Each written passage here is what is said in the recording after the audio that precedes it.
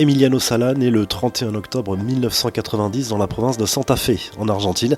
Il grandit dans un milieu modeste et se dirige naturellement vers le football. Dans le petit village de Progresso, il est rapidement détecté puis envoyé dans un centre de formation partenaire des Girondins de Bordeaux. Il débarque en Europe en 2010 chez les Marinés Blancs pour poursuivre sa formation, mais les débuts sont difficiles. Discret mais profondément attachant selon les gens qui l'ont côtoyé à l'époque. Il évolue d'abord avec la réserve des Girondins avant d'enchaîner les prêts à Orléans, Niort puis Caen.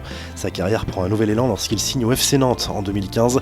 Emiliano Sala va continuer à progresser dans un style qui le caractérise, pas forcément celui d'un grand technicien, mais d'un joueur combatif, adroit devant le but et qui ne lâche jamais rien. Arrive alors l'exercice 2018-2019, l'attaquant des Canaries réalise une première partie de saison remarquable avec 12 buts inscrits en Ligue 1. C'est alors que Cardiff City arrive avec une offre de 17 millions d'euros sur la table. Le transfert est officialisé le 19 janvier 2019. Emiliano publie alors un message sur Twitter pour remercier le club et le public nantais et promet qu'il ne les oubliera jamais.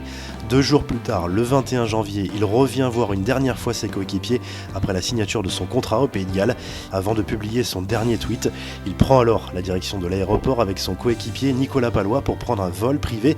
Et très vite, le joueur se sent mal à l'aise dans l'appareil, un Piper Malibu.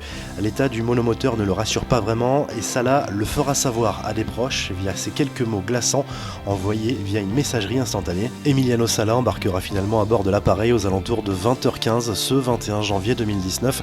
Une heure plus tard, l'avion demande à descendre.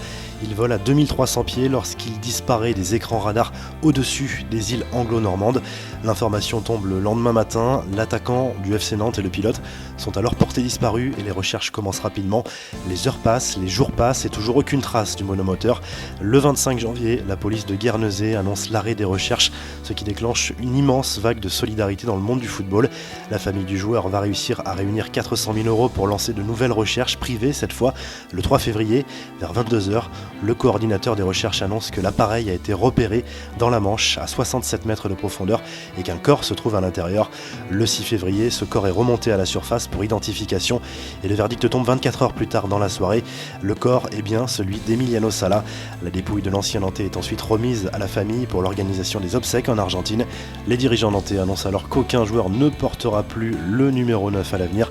Emiliano Sala avait 28 ans, c'était un vrai guerrier et il restera éternellement dans le cœur des supporters nantais et de tous les amateurs du football.